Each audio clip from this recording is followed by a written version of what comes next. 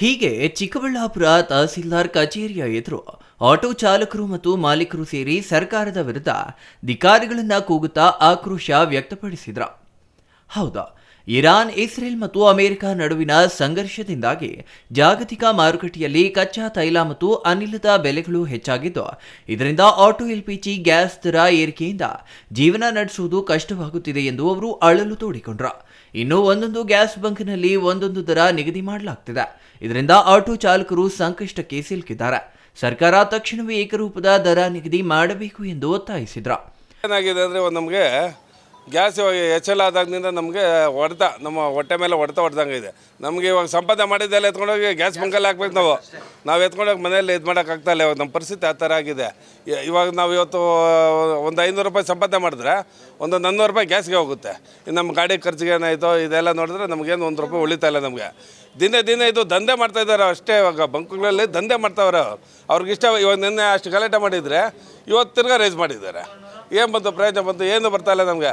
ಇವಾಗ ನಾವೇನು ಹೇಳಿದರೆ ಸ್ಟೇಟ್ ಗೌರ್ಮೆಂಟ್ ಆಗಲಿ ಸೆಂಟ್ರಲ್ ಗೌರ್ಮೆಂಟ್ ನಿಮ್ಗೇನು ರೈಸ್ ಕೊಟ್ಟಿದ್ದಾರಾ ತೋರಿಸಿ ಅದು ನಮಗೆ. ಅವ್ರು 10 ಅಲ್ಲ 20 ರೂಪಾಯಿ ಆಗಲಿ ಸೆಂಟ್ರಲ್ ಅವ್ರು ಮಾಡಿದ್ರೆ ನಾವು ಒಪ್ಕೊಳ್ಬೇಕದು. ಏನು ಮಾಡ್ತೀರಿ ಇವರು ಕಂಪ್ನಿಗಳವ್ರೆ, ಆ ಕಂಪ್ನಿ ಈ ಕಂಪ್ನಿಗಳವ್ರು ಮಾತಾಡ್ಕೊಂಡು ರೈಸ್ ಮಾಡ್ಕೊಳ್ತಾ ಇದ್ರೆ ನಾವು ಯಾವ ಥರ ಓಡಿಸ್ಬೇಕು ಗಾಡಿ? ಇವಾಗ ನಾವು ಇಲ್ಲಿ ಬಂದು ಪ್ಯಾಸೆಂಜರ್ ಹತ್ರ ನಾವು ಗಲಾಟೆ ಮಾಡ್ಕೊಳ್ಳೋಕ್ಕಾಗಲ್ಲ. ನಿಲ್ಲಿಸಿದ್ದೀರಿ, ಏನು ಮಾಡೋಕ್ಕಾಗುತ್ತೆ? ಅಷ್ಟು ರೈಸ್ ಆಗ್ತಿದ್ರೆ ನಿಲ್ಲಿಸ್ಬಿಟ್ಟಿದ್ದೀರಿ ಸರ್. ನಾವು ಎಲ್ಲನೂ ನಿನ್ನೆಯಿಂದ ನಿಲ್ಲಿಸಿದ್ದೀರಿ. ಇನ್ನು ಚಿಕ್ಕಬಳ್ಳಾಪುರ ತಾಲೂಕಿನಲ್ಲಿ ಸುಮಾರು 1200ರಿಂದ 1500 ಕುಟುಂಬಗಳು ಆಟೋಗಳನ್ನು ನಂಬಿಕೊಂಡು ಜೀವನ ನಡೆಸುತ್ತಿದ್ದು, ದಿನಕ್ಕೆ 300 ರೂಪಾಯಿಯಿಂದ 500 ಉಳಿಯುತ್ತಿತ್ತು. ಆದರೆ ಈಗ ದಿನದಿಂದ ದಿನಕ್ಕೆ ಆಟೋ ಗ್ಯಾಸ್ ದರ ಏರಿಕೆಯಿಂದ ಆಟೋಗಳನ್ನು ಓಡಿಸಲು ಸಾಧ್ಯವಾಗ್ತಿಲ್ಲ. ಇನ್ನೊಂದೆಡೆ ಗ್ರಾಹಕರು ಹೆಚ್ಚುವರಿ ಹಣ ನೀಡಲು ಸಿದ್ಧರಾಗಿಲ್ಲ. ಸರ್ಕಾರ ನಿಗದಿ ಮಾಡಿದ ಆಟೋ ದರದಲ್ಲೇ ಸೇವೆ ನೀಡಬೇಕು ಎಂಬ ಒತ್ತಡ ಇದೆ ಎಂದು ಚಾಲಕರು ಅಳಲು ವ್ಯಕ್ತಪಡಿಸಿದರು. ಸರ್, ಇವಾಗ ಚಿಕ್ಕಬಳ್ಳಾಪುರ ತಾಲೂಕಲ್ಲಿ 1500 ಆಟೋ ಚಾಲಕರಿದ್ದಾರೆ, ಆಟೋಗಳಿದ್ದಾವೆ ಸರ್. ಏನಾಗಿದೆ ಹೇಳಿದ್ರಲ್ಲ, ನಮ್ಮ ಆಟೋ ಚಾಲಕರು ಹೇಳಿದಂಗೆ ಅವ್ರು ದುಡಿಯೋದು ಇವಾಗ ಎಕ್ಸಾಂಪಲ್ 500 ರೂಪಾಯಿ ದುಡಿಬೇಕಾದ್ರೇ ಕಷ್ಟ ಇದೆ. ಇವತ್ತು 500 ರೂಪಾಯಿ ದುಡಿದಾಗ ಸಂಸಾರಕ್ಕೇನೋ ಎಲ್ಲರೂ ಕಮಿಟ್ಮೆಂಟಲ್ಲೇ ಇದ್ದಾರೆ.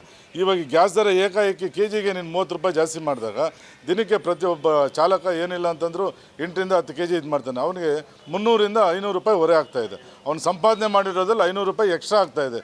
ನಾವು ಪ್ಯಾಸೆಂಜರ್ ಹತ್ರ ಕೇಳೋಕ್ಕಾಗಲ್ಲ. ಯಾಕೆಂದರೆ ಅದನ್ನು ಕೇಳಬೇಕಾದ್ರೆ ನಮಗೆ RTO ಆಗಲಿ ಮತ್ತು ಜಿಲ್ಲಾಧಿಕಾರಿಗಳು ಮೀಟಿಂಗ್ ಕರೆದು ಅದರಲ್ಲಿ ರೈಸ್ ಮಾಡಿದ್ರೆ ಮಾತ್ರ ನಾವಿಲ್ಲಿ ಕೇಳ್ಬೋದು. ಇಲ್ಲಾಂದರೆ ನಾವು ಏಕಾಏಕಿ ಕೇಳಿದಾಗ ನಮ್ಮೆಲ್ಲ ಕಂಪ್ಲೇಂಟ್ ಮಾಡ್ತಾರೆ, ಇದು ಮಾಡ್ತಾರೆ. ಇದರಿಂದ ಎಲ್ಲ ನಮ್ಮ ಆಟೋ ಚಾಲಕರಿಗೆ ಕುಟುಂಬಗಳಿಗಂತೂ ತುಂಬ ತೊಂದರೆ ಆಗ್ತಾಯಿದೆ. ಅದಕ್ಕೆ ಸರ್ಕಾರದಲ್ಲಿ ನಾವು ಮನವಿ. ಇನ್ನು ಸರ್ಕಾರ ತಕ್ಷಣ ಕ್ರಮ ಕೈಗೊಂಡು ಆಟೋ LPG ದರವನ್ನು ನಿಯಂತ್ರಿಸಿ ಏಕರೂಪದ ದರ ನಿಗದಿ ಮಾಡಬೇಕು ಎಂದು ಆಟೋ ಚಾಲಕರು ಆಗ್ರಹಿಸಿದ್ದಾರೆ. ಆಗ್ತಾ ಇದೆ ಸರ್, ತುಂಬ ತೊಂದರೆ ಆಗ್ತಾ ಇದೆ. ಇವಾಗ ಗ್ಯಾಸ್ ರೇಟ್ ಜಾಸ್ತಿ ಆಗಿದೆ. 10 ರೂಪಾಯಿ ಆಗಲಿ 5 ರೂಪಾಯಿ ಆಗಲಿ ಕೇಳೋಕೆ ಹೋದರೆ ಅವ್ರು ಬೇಜಾರು ಬೀಳ್ತಾರೆ. ಕಸ್ಟಮರ್ ಹತ್ರ ನಾವು ಕೇಳೋಕ್ಕಾಗಲ್ಲ, ನಮಗೂ ಹೊರೆ ಆಗುತ್ತೆ ಸರ್. ಇವಾಗ 500-600 ರೂಪಾಯಿ ಸಂಪಾದನೆ ಮಾಡ್ತಾಯಿದ್ವಿ. ಇವಾಗ 300 ರೂಪಾಯಿ ಆಗೋದು ಕಷ್ಟ ಆಗಿದೆ. ಜೀವನ ನಡೆಯೋಕ್ಕೆ ಕಷ್ಟ ಆಗುತ್ತೆ. Thoudanahalli Ramesh, CTV news, Chikkaballapur.